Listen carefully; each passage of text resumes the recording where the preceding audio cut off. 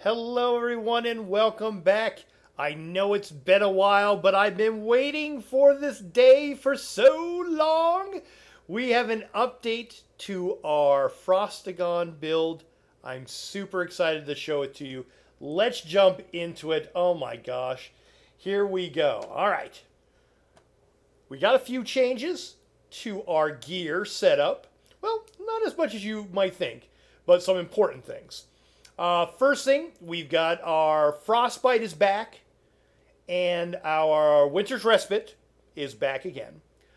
But I've kind of reconfigured them a little bit because I want the Winter's Respite set and the Frostbite set to be all of my armor pieces and jewelry.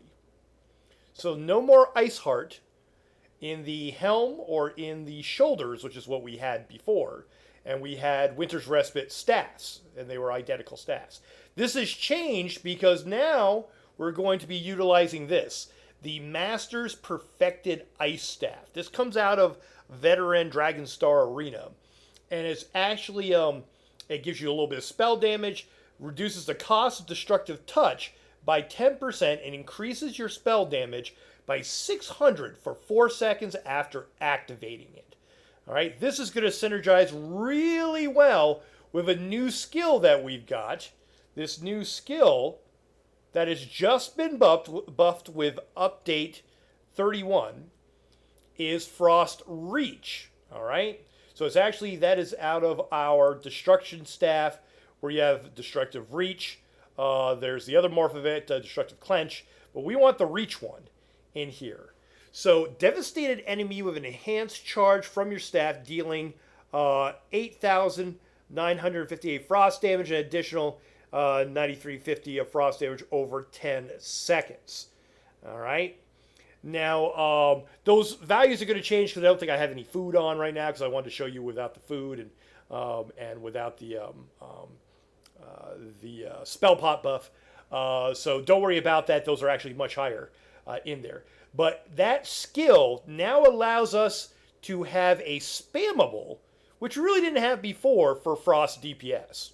So, and then of course the last item that I put on here, the Maelstrom Perfected Ice Staff, because there is one in there.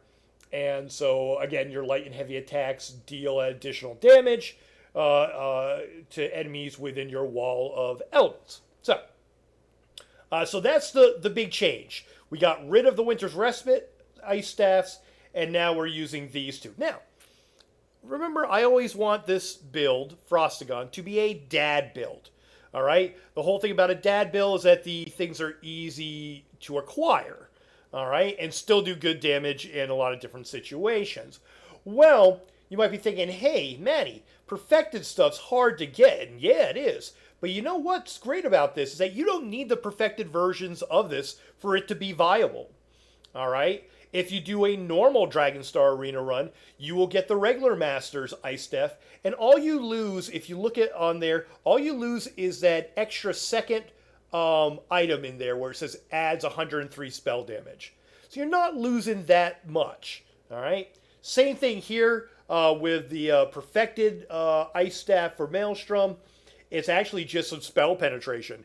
And since the last patch, in Update 30, people have the tendency to amount of penetration. So that's really kind of a wash. So you could go into normal Maelstrom and get it. You can go into normal Dragonstar Arena with 3 other people and go get it. And you would be fine. Not much is going to change with this build. All right? And then you've got the jewelry, all going to have spell damage and bloodthirsty on it. And then you're going to have a couple of pieces of Winter's Respite to round it out with the Divines. And then all the top half of here of the armors are going to be Frostbite.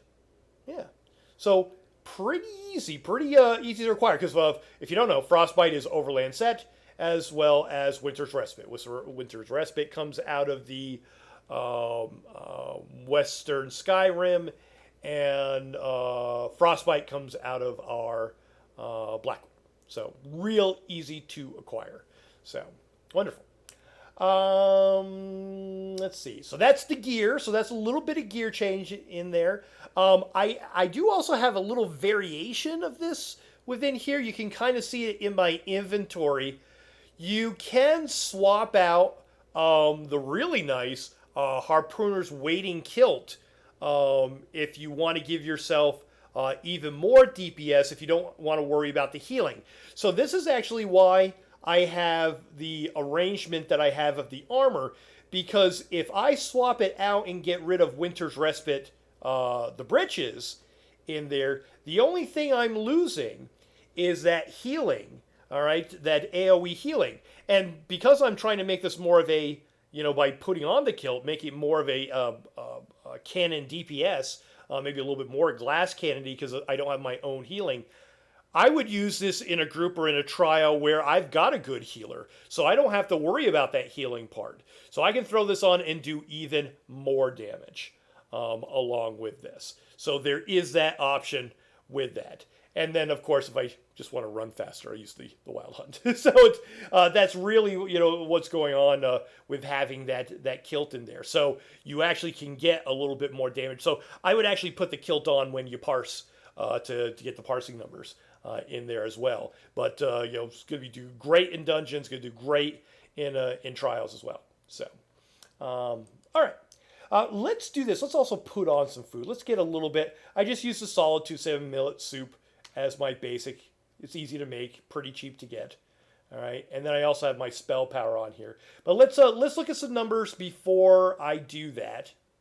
Actually, you know what? Gosh, sometimes I forget because I get so excited about this build.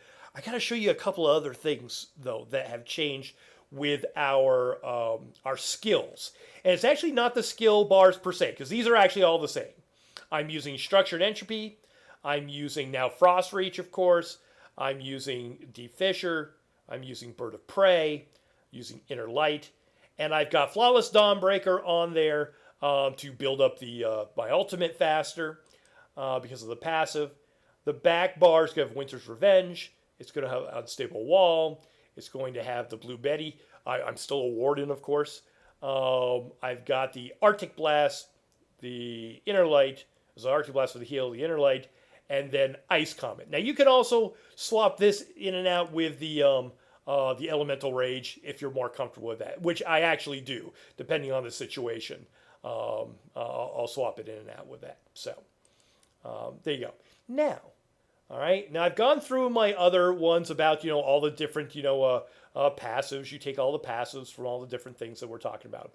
But there's been an update with update 31 as well. Not only did we get more powerful because of Frost Reach in here, but if you look at our armor setups, okay, we actually get a little bit of bonus from if you've got from Dexterity and Agility, if you have a medium armor piece on it. The Agility is really good. You get spell damage. 2% for each piece of medium armor worn. Well, you might be thinking, wait, yours is 0 right now. I'm like, yeah, but remember I told you about the Harpooner's Wading Kilt? Look at that. Oh my gosh. We put that on there. We're going to get some pretty buffier numbers. Buffier? Is that something like that? Yeah, something works for me. All right, buffier numbers on here. Look at this. We're going to add 2% more to our spell damage. With Dexterity, we're going to add 2% increases the critical damage and healing done rating for 2% for each piece. So that's a big jump. Then the third thing we get, yep, there's more. All right, if we go over to the guild stuff, remember I was talking about Flawless Dawnbreaker? Check this out. Slayer got changed, so now increases your weapon damage and spell damage by 3% for each Fighter's Guild ability. So remember, I had the Flawless Dawnbreaker in there so that I'd actually get more ultimate generation from Banish of the Wicked, because they changed that. It used to be just against like werewolves and Daedra or something like that, or undead. They switched it so that anytime that you kill any enemy, you get 3 extra ultimate in there. So that's why I had that on there to begin with. It was just kind of a placeholder slot. Now, you've got increase weapon and spell damage. So now we get a buff to that. Do you think there's more? Yes, there's more. Oh my gosh, you're not gonna believe it. Check it out. Dawnbreaker itself now has, after, look at towards the bottom, after activating, your weapon and spell damage is increased by 300 for 20 seconds. So that's only 125 ultimate. So if you're looking and you're waiting to get this up to for a certain situation, but like the boss is almost dead, or you need that extra bit of damage now, boom, you can use that Flawless Dawnbreaker. It's going to give us some spell damage. It's going to be awesome. I tell you, absolutely amazing.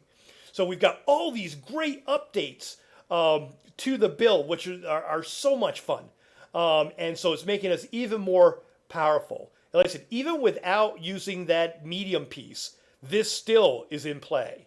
All of this still works.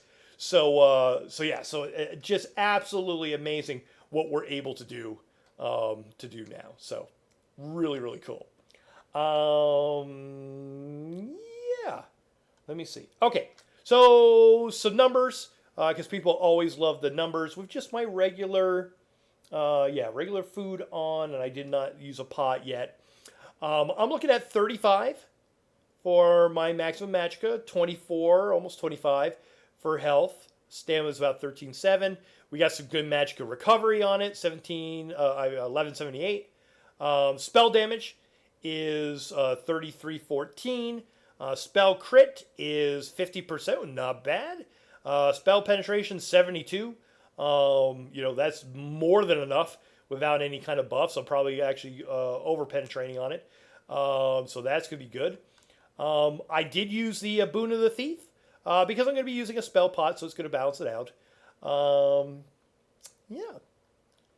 So do anything else with that? No, I'm good. Advanced stats, we are looking at crit damage of extra 22%, which is very nice. That's probably the biggest one we need to look at there. So yeah, let's see. Next, we're looking at any changes to our tree up here. We let's see, going through them. Boom, boom, boom, boom, boom, which is kind of my standard. When I'm actually doing something or running a arena or something else, I will take out and I will put on liquid efficiency. That's always kind of a good one. And then I actually don't have it all the way up yet, but I'm going to use Steed's Blessing when it comes up. Actually, I can put a few more, can't I? Because that's individually, so I can actually add that in. Boom. So we're almost there. We're almost there. For my blue, I'm using Fighting Finesse, Master at Arms, Thaumaturge, and Deadly Aim. Now, I've gone back and forth trying to see what works, what would be better, Biting Aura, because we do have a lot of AoE stuff. Do I want the Deadly Aim because I got the Master at Arms, or what? From what I've seen, and actually, I actually took this build earlier this week, and I took it through Veteran Vatashran, and it was really good. It was really powerful, and I one-shotted the final boss in there. We all know how hard that final boss is for some of the mechanics, and it was amazing. And so what I ended up was best, at least for me, was the Fighting Finesse, the Master Arms, the Thaumaturge, because we do have so many dots, and then the Deadly Aim. Because one of the things with this build, and from its initial concept until now, is that I used to have like a lot of DPS on the front bar, because the dad build part of it is that you would just spam Unstable Wall. It was kind of like the mob killer. You actually would spam it so that you're able to, take out a lot of enemies at the same time. It was kind of a resource hog a little bit, but we also had from the from over here, we had the siphoning spells skill that whenever you kill an enemy, you get a lot of resources back. So it wasn't too bad when it was in a group. But the only thing that was rough with this dad build is if I was taking on a boss one-on-one and there wasn't any of these little mobs that I could go off of, because that Unstable Wall is kind of an expensive skill to keep using.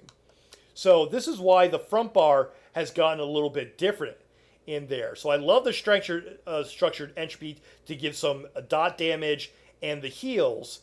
And then you get the same thing with Frost Reach. You get a damage and then a damage over time as well.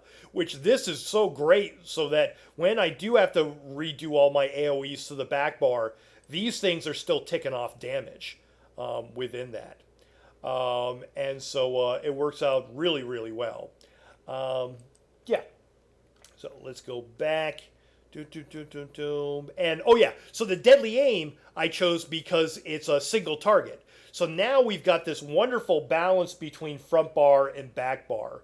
Where originally in the dad build, this used to be the front bar, and the back bar could be any auxiliary stuff that I wanted, to kind of keep around, any heals or something like that. Where now we've got a true front bar that's the single target bar as well, and actually even a little bit AoE with our Deep Fissure in that. But I can use these two on smaller single mobs to just get them out of the way within that. So it works out really well. Let's see. So anything else in these? I've gone over all of the passives and stuff in a former video.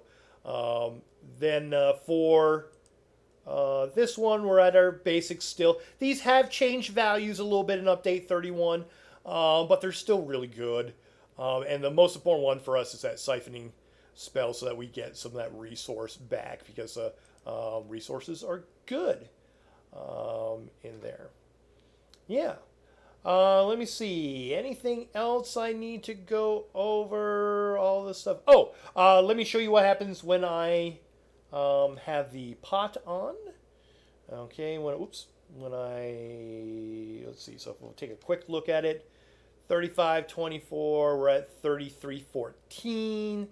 If I have the spell pot, boom, we're now up to 3958. We're really close. We're really close to getting that 4K mark, which is really nice. And of course, our Magicka recovery in there. Also, if you need it, there is a for your food. If you're looking for something with more resources as well, you can run Ghastly Eyeball because we've got so much health now, especially like in Vatashran. If you are running out of resources, which I thought I might, but I actually didn't. I was really pretty good with the resources throughout there. But that is an option because you get so much when you're getting the health orbs in Vatashran. So there's an optional thing within that for you as well. So let me see. So we've got all that. I could probably also show you, if you're hitting a target dummy. Let's pick, since we're talking about Frost, let's go up here. Let's pick this target dummy. I try as soon as possible to get within that rotation the Frost Reach to click on it so that everything else does a little bit more damage because of that 600. So when I click that, boom, and I go to here, all right, I'm already at my 3.9 for that 4 seconds. I put on my my Blue Betty, give us a little bit more. So I can go Blue Betty, oops, little Blue Betty in there. All right, that gives us some extra. I then put on that. I am now at 4695 it was for that little bit. Then making sure Blue Betty's still up, I have Blue Betty, Spell Pot, and then I hit it. Boom. How does that do? 469. Oh yeah, because that doesn't affect it because I've got the same thing as Blue Betty. But yeah, so we're getting up there pretty high. Look at me. I'm trying to get like as super high damage as we can with it there. So kind of crazy. And then of course, if you're running the kilt and doing that, that's going to add to it as well. Let's see if I can get. Are you gonna? Thank you, sir. All right. So if I put the kilt on, all right, and let's see if I can get all this working together. So we're going to have that going. We're going to have that, and we're going to have this. 2, boom, 4, 5, 6, 7. Yeah, you got to get to the 10 stacks. Boom. There's my 4, 7, 7, 2. Yeah. Anything fall off? Whoops, wrong thing. That one in there. Boom, in there. Yeah. So yeah, so 4, 7, 7, 2. So we're cranking up the damage. We're getting there. I do change.